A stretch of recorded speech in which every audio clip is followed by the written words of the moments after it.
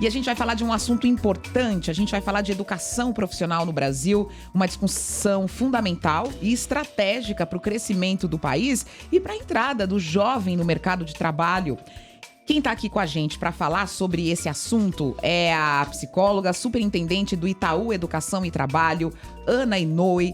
A Ana acompanha o ensino médio faz um tempo e vai ajudar a gente a refletir sobre essa situação. Ana, muito bom dia, bem-vinda ao Nova Manhã. Bom dia, Adriana, muito obrigada pelo convite, que prazer estar aqui com vocês. Muito obrigada.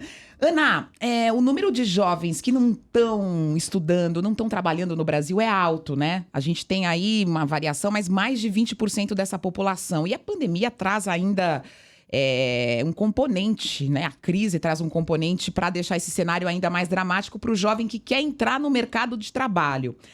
Agora, esse jovem neném, né? Como as estatísticas chamam, ele é sintoma do quê, hein? Por que tantos jovens estão fora do mercado de trabalho formal? Quem é esse jovem que não trabalha e não estuda no Brasil? Adriana, em primeiro lugar, eu queria dizer que eu não gosto dessa expressão neném, porque os jovens que não estudam nem trabalham, essa expressão remete a uma ideia de que eles não estão fazendo nada. E, na verdade, a maioria desses jovens neném, eles estão em trabalhos precários, em trabalhos não mapeados, porque eles não estão com emprego, né? Mas eles estão trabalhando, né? E esse é o grande problema que a gente tem, porque a taxa de desemprego entre os jovens é mais do que o dobro da população ativa do país, né? O que acontece com os jovens na hora que eles saem do ensino médio? Eles não têm nenhuma política para eles, então eles, na verdade, não sabem nem para onde eles devem ir. A maioria dos jovens, eles não sabem como se organiza o mundo do trabalho, né? E a Constituição Federal, ela diz que é atribuição da educação básica a formação para o mundo do trabalho. Só que essa formação ela não tem acontecido. Então, esse é um dos fatores que exige, né, da gente uma reflexão para pensar de que forma que o ensino médio deve se organizar. Por que eu estou falando do ensino médio? Porque o ensino médio é a política universal de educação para todos, né, para todos os jovens. Depois do ensino médio, nós temos a universidade, né, que atende a 20% dos jovens que se formam no ensino médio. Isso quer dizer que nós temos 80% dos jovens que não vão para a universidade porque não tem vaga. Então, mesmo que eles sejam, se todo mundo tirasse, vamos dizer, a nota máxima de aprovação, as universidades teriam que sortear as vagas, porque não tem vaga para todo mundo, né? Então, nós temos que pensar o que é oferecido para esses jovens. Aí nós não temos nenhuma política. Então, essa é a primeira preocupação que a gente tem. Ana, bom dia, aqui é o Mauro que está falando. Bom eu fico dia, muito Mauro. numa dúvida que é a seguinte: a gente tem aqui no Brasil essa supervalorização de se fazer uma faculdade, de se fazer uma universidade. Agora, o jovem pode sair também da escola e, eventualmente, ou até durante o ensino médio, fazer um curso técnico também, que já o encaminharia para o mercado de trabalho. Quer dizer, é tão fundamental assim que o jovem entre numa faculdade, numa universidade, para que ele ingresse no mercado de trabalho?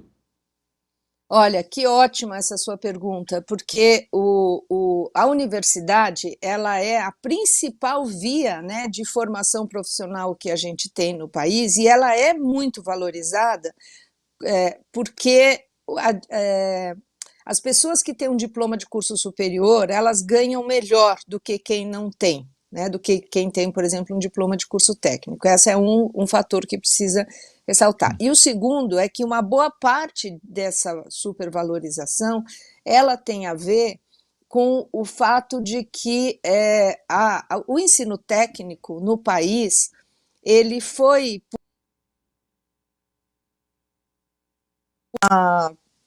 Formação. Só repete, por favor, a sua última frase. O ensino técnico no país? Ele historicamente, ele foi oferecido e constituído como uma educação de segunda categoria, uma educação menos nobre e uma educação que era vista como uma via sem saída. Então, você vai lá, você faz o seu curso técnico para ser torneiro mecânico, você vai ser torneiro mecânico. Não havia nenhuma perspectiva de desenvolvimento profissional ao longo da vida, né? E isso veio mudando ao longo do século. Então, assim, no começo do século, quando foi instituído a educação técnica profissional, ela foi feita para atender os pobres desvalidos e desprovidos da sorte e da fortuna, né? É dessa forma que ele nasce, né, o ensino técnico. E daí, depois, ao longo do século XX, ele foi se desenvolvendo, e hoje, quando a gente olha para o que é o futuro do trabalho e como que o mundo do trabalho está se organizando, nós temos que considerar que muitos dos jovens estão se formando para profissões que a gente não sabe quais serão, porque as profissões estão sendo modificadas, né? Você hoje tem a internet, você tem toda a questão de desenvolvimento sustentável, você tem a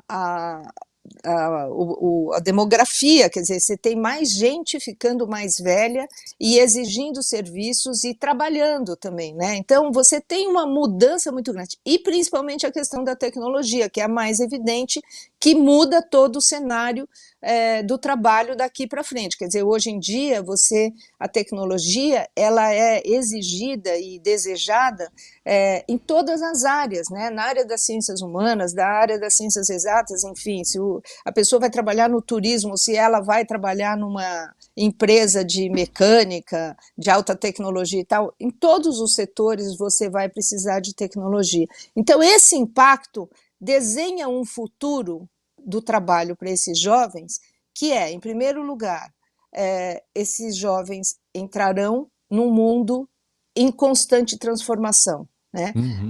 As profissões vão se mudando ao longo do tempo e esse jovem vai entrar nesse mundo. Então, o que nós temos que entender hoje é que a educação técnica profissional, ela é só uma etapa, e é assim que ela deve ser entendida, como uma etapa na formação desse jovem, né? É um começo para algum, um segundo degrau para outros e tal, mas ela é só uma etapa, e que ela necessariamente ela vai exigir deste jovem uma continuidade e o desenvolvimento. Isso é o que as empresas vão querer, isso é o que o Brasil vai precisar, de pessoas que estejam em constante desenvolvimento. Então, nós temos que entender hoje a educação profissional como uma oportunidade para os jovens, mas nós temos que querer que este jovem também seja capaz de tomar decisões, de criar soluções. É isso que o mundo espera dele, né? Que o Brasil vai esperar dele. Então, é muito importante que essa formação técnica profissional ela também seja a formação técnica do século XXI, adequada a esta realidade, né? Então, tem que ser alguma coisa que potencialize o desenvolvimento dos jovens. Muito bem. Ana Inui, a gente está conversando com ela. Vou fazer aqui uma última questão. Ela pôs luz a essa reflexão importante que a gente tem que discutir, vai discutir ainda aqui no Nova Manhã, mas para a gente finalizar aqui, Ana, eu queria que você falasse em que lugar o Brasil está agora. Onde estamos nesse movimento de democratizar a educação profissional e como é que a gente pode melhorar isso? Ótimo, nós estamos num momento muito propício para isso, porque os estados, né, em função da lei de mudança do ensino médio, a lei 13.415, todos os estados do Brasil e o Distrito Federal estão reformulando os seus currículos de ensino médio para proceder às mudanças. E uma das principais mudanças, nós estamos falando da educação técnica profissional, é que a educação técnico profissional passa a fazer parte dos itinerários oferecidos nos currículos do ensino médio. E todo o Brasil está mudando seus currículos para oferecer isso aos alunos. Esse ano nós já temos 11 currículos homologados e os outros todos nos respectivos conselhos estaduais para aprovação. Além disso, nós tivemos publicação de diretrizes curriculares nacionais de educação profissional que vai induzir a mudança de legislação, né, nos estados dos normativos.